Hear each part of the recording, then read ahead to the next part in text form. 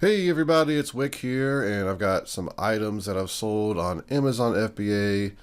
These are all things I've picked up from Goodwills, and I believe there's some garage sale stuff in here.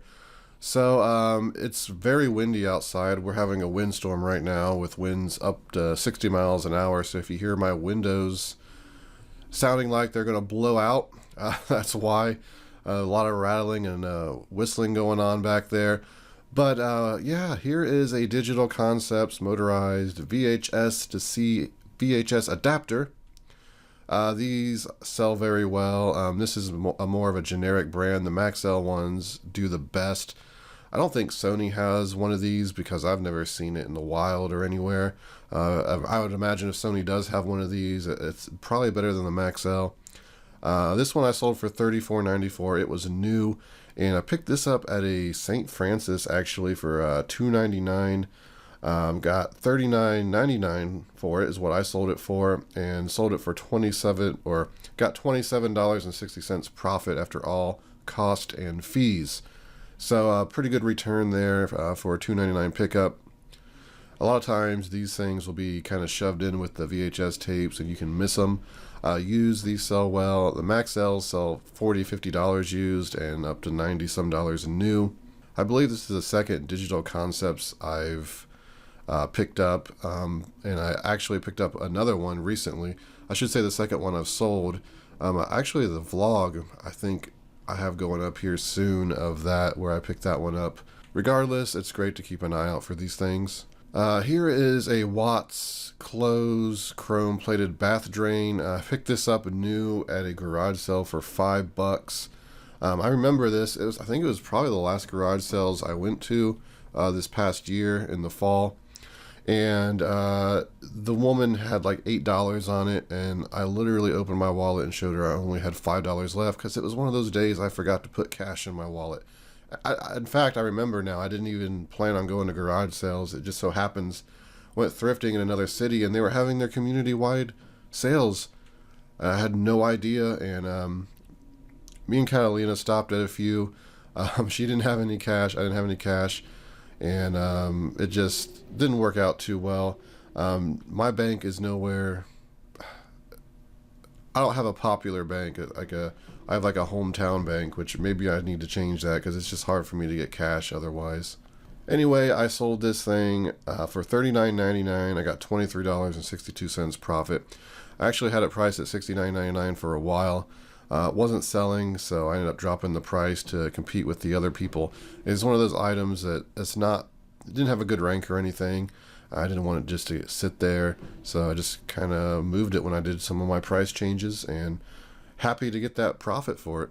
I have found these a couple times sealed, garage sales and Goodwills, and this is a pack I picked up recently at Goodwill, and I paid $2 for it, and I'm like, these things used to sell for like $35, $40, I thought, and then I was looking at the comparables here, and it's like $24.99 is what I priced mine at, and it sold.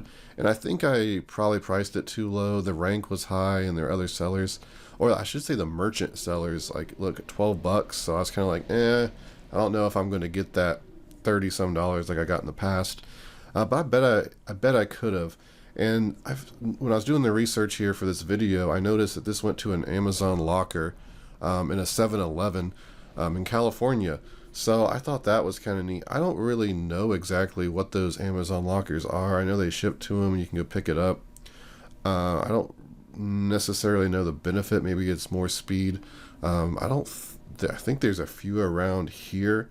Not like super close to me, but I'm gonna have to look into Amazon lockers more so I can understand what that is.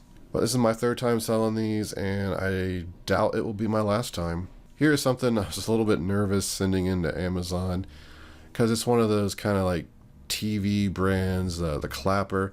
I just can see the clapper protecting their IP, and I ended up sending it in anyway, and paid $5 for it at Goodwill, sold it for $49.99. It sold really quick, and I got $34.01 profit in the end after all fees and cost. These kind of items you just don't want, a brand. You don't want a brand to say, hey, Amazon, these people are counterfeiting our products, because then Amazon's going to say, hey, you need to prove you're not counterfeiting these.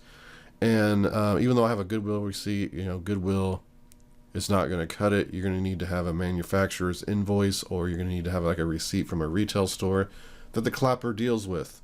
And even then, it's going to be hard to get that removed from your account. Now, I've never had that happen, but I've had companies contact me and say, hey, you're not authorized to sell our product. You have so many days to remove it, and I just remove it right away. So when you're buying things from thrift stores like that, please be aware that you are putting some risk on your Amazon account. I've been doing this for 5 years, like I said, and I have not had that happen to me. I assume at some point here, anytime it could happen to me, and it probably will at some point if I keep selling. And people should just kind of be aware of that. If you're worried, if you're not willing to take that risk, and I don't recommend risking your Amazon account. If you get like one strike, you should probably just quit doing it and focus on other things. Maybe sell the stuff on eBay, because you don't want to get banned on Amazon. It would not be a good thing. But there is a ton of money in this stuff, and if you're taking the risk, and if you're making sure the product isn't counterfeit, that's going to help too. And making sure that if it's corn or the corners are damaged, don't send it in as new. You're much better off, even if it's sealed, you can send it in as a used product and just put it was sealed with some wear on the box and the shrink wrap. That way, you're not trying to sell like a new item with a warranty and all this stuff. Maybe the brand won't bother you as much. Definitely the Wild West out on Amazon, so you got to be careful. The rules aren't established 100%, and Amazon knows people selling stuff from thrift stores. They want people to sell stuff from thrift stores because a lot of its items they're not going to keep in stock themselves, and they want to be able to supply people who are looking for them. They don't want people going to eBay to buy this stuff when it could be sold on Amazon. So I find a lot of these older products too that the companies don't really care about. Now, if the clapper had a brand new 2019 product you were trying to sell, they may do something, or they may just not be a terrible company that picks on smaller sellers because they can use the Amazon platform to do that. But I ranted on all this in a video not long ago, so we're going to move on. Clapper, $34.01 profit. Happy to have it. So used board games. I don't buy a lot of used board games anymore. They're just not worth the time usually. If I'm spending $2 or $3 on a board game to make 10 or 15, I'm not going to spend the time to count all the pieces. And a lot of times you buy these board games, they are missing pieces. You're just kind of stuck with them, waiting to find another one to get pieces. And it was just taking up too much space, too much time, and there's better money out there for me. But if I come across a good board game that it's worth it for me, I will definitely buy it. And this is one of those, Lord of the Rings Trilogy Edition. You just got to make sure all the pieces are there. Now, they have like hundreds of those little pieces that go with it, like for each faction. I didn't count all those. That would have been insane. But I did make sure, kind of bunched them together and make sure all the piles looked even. As for the cards and everything, I count those. The ring, of course, you want to make sure that's in there. And yeah, I got this at Goodwill for $4, and I sold it for $64.99, $45.22 profit. So definitely worth the time on that to make $45. When I send these into Amazon, I usually just take some shrink wrap and kind of wrap the one end and another end just so it stays closed. I don't put rubber bands on it. I don't put tape on it because you don't want the box to be more damaged. If it's a really expensive game, put some bubble wrap around it and then shrink wrap it. That's a good thing to do too, because that protects the corners more. I've done that with a new game. What was it? Girl Talk from like the 80s. It was brand new, sealed in mint condition, and it was on Amazon for $200. So I wrapped that in shrink wrap and did all the proper things because I didn't want that to get damaged in shipping and the warehouse and everything. And I did get my sale for $199.99, and I remember having no complaints on that. But typically, if I can make $20, $25 on a board game that's in very good condition, you also have to make sure the board games have the manual with them. Amazon requires them to be complete when you're selling these. And you just have to think like a customer. Like if you was buying a used board game, you'd want it to be in good condition and have all the pieces and not have any like trouble with it. So $45.22 is a great price. So I picked this DuPont water filtration system up at Goodwill. I remember because I was in there earlier that day and then I was out again and decided to stop in there again a few hours later, and this was sitting out new. And I paid $8, got $69.99 for it for $45.14 profit in the end. And I thought I was going to get 90 some dollars is what I had it priced at for a long time, and it just never moved. And every month or so I just kind of go through my inventory and look at things and kind of change prices and stuff like that. And this one I noticed, I said, all right, look at some of these other merchant sellers. Mine has been there about 6 months. It's not selling. So I went ahead and just dropped the price down about $25. And about a week later, I ended up getting a sale for it. And I did have to wait a while for it. I didn't get as much as I thought. But I would still buy a dozen more of these if I came across them new for $8.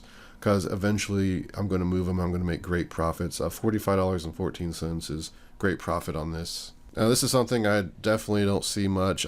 Newer video games. Now this isn't that new. I actually noticed this. I sold around Christmas time and figured, oh, I don't think I ever talked about this. So I went ahead and threw it in this video. This was $2.99. I was actually out thrifting late with a friend, and the store was about to close, and there was still a cart there, one of the new carts, and this was at the bottom for $2.99, and it's a newer game. And I'm like, well, I need to get this in because I'm going to be able to, I don't want the price to drop anymore. So I got it in, and I sold it used for $43.57. It sold like the same day it made it to Amazon warehouse, and I got $29.82 profit. You just don't see this kind of stuff, at least in my area, in like newer video games, especially this new. Like you'll see some PS4 games or maybe a couple years old, like sports games, but you don't see like games that just come out like in a few months or less than a year, and especially priced at $2.99. So definitely a cool flip there. I wish I could find more games like this. So I've made so much money on filters, different types of filters over the years I've been reselling. It just amazes me sometimes when you find these in thrift stores how much they actually go for, because the companies don't make them anymore and people are still looking for that model. This is one I paid $3 for in a Goodwill. I sold it for $39.99 and got $27.62 profit in the end. And yeah, just filters. This one, I don't even know what this is for. It looks like a humidifier. I remember it was one of the ones that has like a color strip on it, and as it gets bad or something, it changes color. That's how I knew it was new, because it was kind of like, filters don't come like wrapped in plastic. The boxes usually can open. I'm always worried someone just put like the old filter in the new box, and I always pull them out and look them over. And I seen that stripe. When I looked up the information, I seen that stripe was still good. That it would be like purple or something if it was bad. I don't remember the exact colors. So that was how I knew it was new. So yeah, I was able to send it in to Amazon as new. Someone bought it, got the filter they were looking for, and I made $27.62. So not long ago, I picked up 2 packs of these 8 packs of Maxell VHS blank tapes. They were laying at a Goodwill, and it's been a while since I found 8 packs like this. I love finding this kind of stuff. While it's not as valuable as it used to be, I used to be able to get $70, $80 for this same set. And now I got $54.61, so the price has dropped off quite a bit. But I only paid $2.99 a piece for these. The Goodwill price, they usually charge 99 cents per VHS, so you would expect to pay $8 there. But they only charge $2.99, so I'll happily take that. So I sold both of these for $54.61, profit $37.36 on each of them, for a total of $74.72 profit between the two. Sealed, slap a label on it, send it in. This is the kind of stuff I love to find for Amazon FBA. Stuff that I know will sell quick, not stuff that's going to sit for 8 months to a year. But I've mentioned before, you can't find that stuff every day. So you do have to buy stuff that will take a long time to sell. And of course you're picking up stuff that sells quick. It all kind of balances out as the year goes by. Stuff you held from a year prior, that month it sells. Then the month over, that stuff sells. So If you're buying enough stuff, it kind of just balances out in the end. But you always feel like you're kind of a year behind. I don't know if that made any sense, but in my brain it made sense. So here's some more blank media. I don't know what's going on, why this picture is so small on Amazon, but I sold, how many of these did I buy at Goodwill? 7 of these at Goodwill, the 2 packs. I paid $2 a piece for them. Sold them for $18.99 for a total of $10.72 profit on each one. All 7 yielded me $75.04 profit. So great media pickups there. TDK 8mm, not as valuable as Sony or even Maxell probably, but they do sell, and the Panasonic ones sell, and pretty much any 8mm or high 8 tapes will sell at a decent price. You're picking them up for a couple dollars. You probably should be. Now eBay, they are quite a bit lower. They tend to be all media, even the VHS like the Maxells, they sell for a lot lower on eBay. And a lot of times business buyers are buying these. I don't know what businesses still use this kind of stuff, but they're out there, and they usually are not the type of companies that are going to buy off eBay. They usually do their shopping on Amazon, because people look at eBay as like a secondhand store. They look at Amazon as an official selling business. But I will keep buying blank media until it is no longer profitable. Like I said, it's dropped a bit in price over the years, but at the same time, it's still great profit. But that's going to do it for this video, everybody. I want to thank you for watching.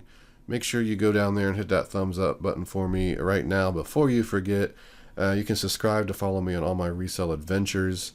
Follow me on Twitter, Instagram, flipping_junk. And this has been Wick. Until next time.